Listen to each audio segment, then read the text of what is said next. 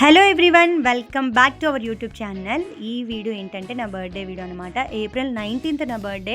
So ఎందుకు లేట్గా post చేస్తున్నాను వీడియో అంటే చాలా బిజీగా ఉండే, అందుకనే లేట్గా పోస్ట్ చేస్తున్నాను.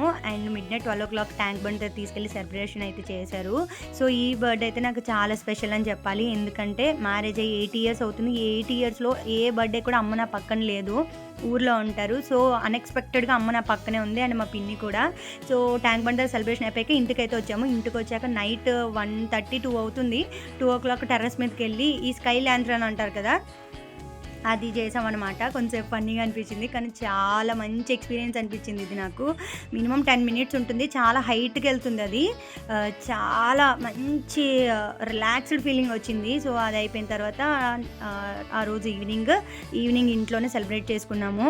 సో అమ్మ వాళ్ళతో ఉండడము ఎవ్రీ ఇయర్ కూడా చాలా లోన్లీగా అనిపిస్తుంది, అమ్మ లేదు అనిపిస్తుంది పక్కన.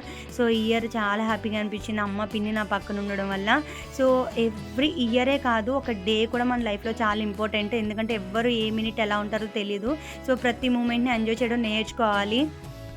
సో అదే నేను నేర్చుకున్నాను.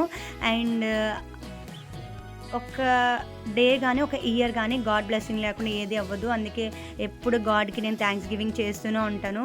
అందరూ సేఫ్గా అండ్ హెల్తీగా ఉండాలని కోరుకుంటున్నాను. అండ్ బర్త్డే సెలబ్రేషన్ అయిపోయాక మేము అత్త ఇంటికి అయితే వెళ్ళాము.